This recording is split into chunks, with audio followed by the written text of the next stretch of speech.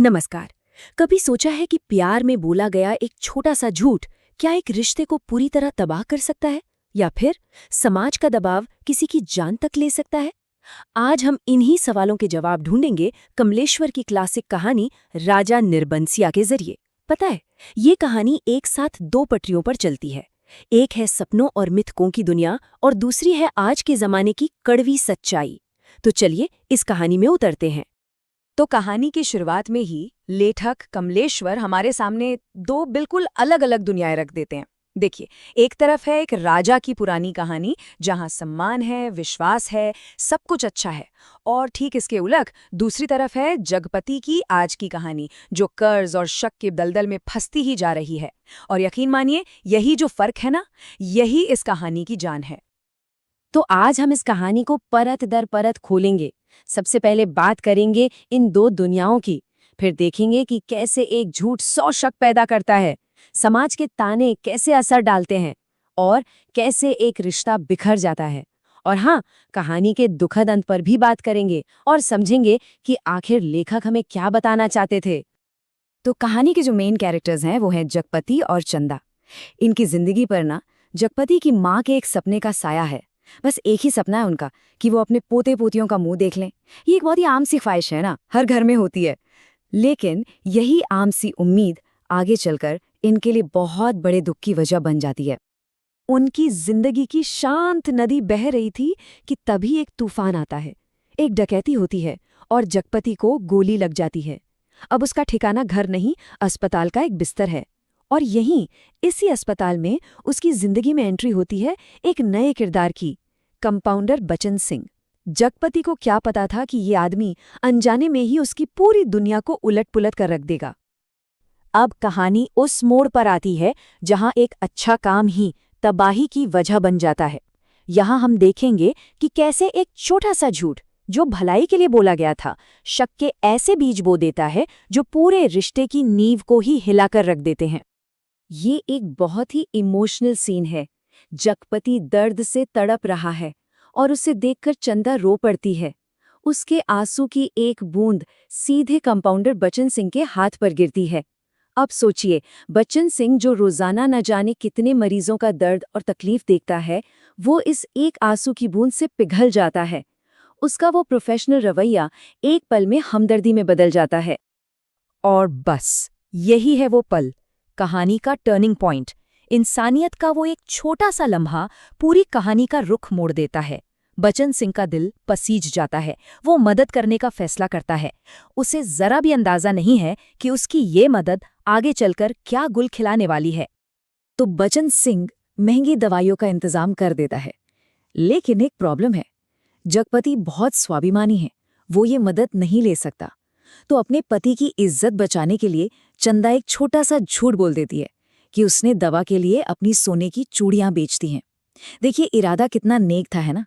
पर यही नेक इरादा एक बहुत बड़ी ट्रेजेडी की पहली सीढ़ी बन जाता है। चंदा का झूठ तो बस एक चिंगारी थी।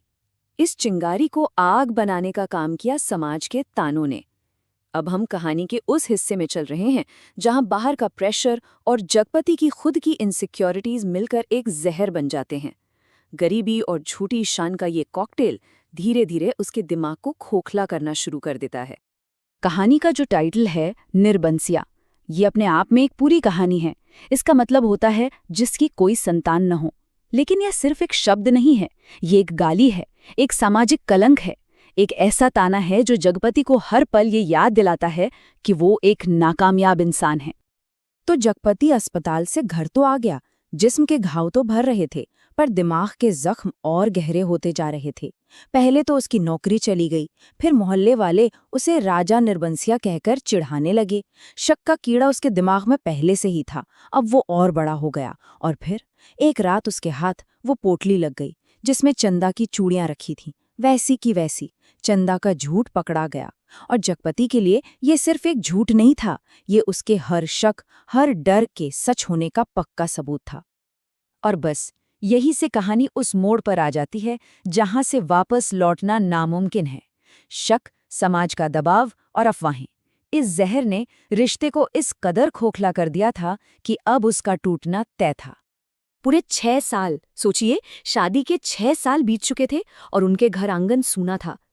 तो ऐसे में जब चंदा के प्रेग्नेंट होने की खबर आती है तो क्या होना चाहिए था? खुशियां मननी चाहिए थी, है ना? पर हुआ ठीक उल्टा। ये खबर खुशी की जगह शक की वजह बन गई। लोगों ने बधाई देने की बजाय उन पर उंगलियां उठानी शुरू कर दी। और इस जहरीली सोच की सबसे बड़ी मिसाल है जगपति की चाची के ये शब्द। किसका पाप है उसके पेट में? और किसका होगा सिवाय उस मुस्टंडे कंपाउंडर के? बस यही वो अफवाह थी जो जंगल की आग की तरह फैली। बिना किसी सबूत के, बिना सोचे समझे चंदा को गुनहगार मान लिया गया। जगपति के मन का जो सबसे बड़ा डर था, अब वो पूरे मोहल्ले की जुबान पर था। समाज ने अपना फैसला सुना दिया था। उस रात जब जगपति घर आया तो वो जगपति नहीं था। वो एक घायल जानवर था जिसके अंदर सिर्फ गुस्सा और दर्द भरा था। उसने चंदा से कोई सवाल नहीं पूछा, कोई बात नहीं की, सीधा उस पर हाथ उठा दिया। वो एक थप्पड़ सिर्फ चंदा के गाल पर नहीं पड़ा था, वो उनके रिश्ते पर पड़ा था, और उसी एक थप्पड़ से सब कुछ खत्म हो गया। अगली सुबह चंदा खामोशी से अपना सामान बांधती है और हमेशा के लिए उस घर से चली जाती है। तो अब हम कहानी के सबसे दुखद मोड़ पर आ पहुंचे हैं, और यहाँ लेखक कुछ कमाल का करते हैं।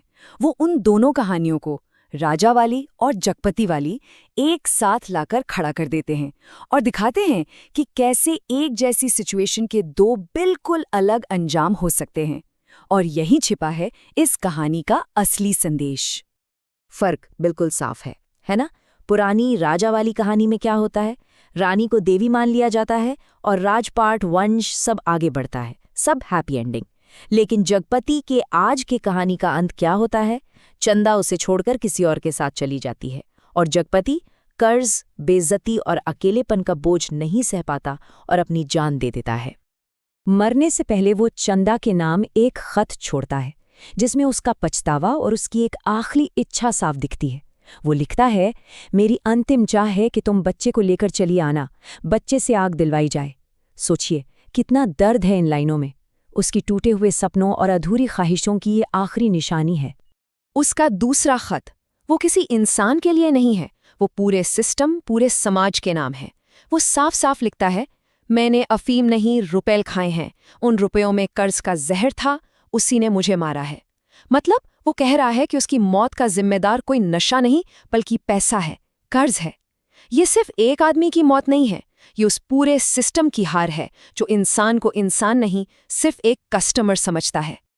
तो सवाल फिर वहीं आकर खड़ा हो जाता है, जगपति की मौत का जिम्मेदार कौन है? वो खुद, चंदा, या फिर पूरा का पूरा समाज? चलिए अब कहानी की घटनाओं से आगे बढ़कर उस गहरे मैसेज को समझने की कोशिश करते हैं जो कमलेश्वर हम तक पहुंचाना चाहते हैं। यहाँ लेखक एक टर्म इस्तेमाल करते हैं, अर्थ प्रधान युग। मतलब एक ऐसा दौर जहाँ अर्थ यानी पैसा ही सब कुछ है। एक ऐसा जमाना जहाँ पैसों के आगे इंसानी रिश्ते, भावनाएं, प्यार सब छोटे पड़ जाते हैं, सब बेकार हो जाते हैं। और जगपति की कहानी इसी जमाने की एक दुखद पैदाइश है।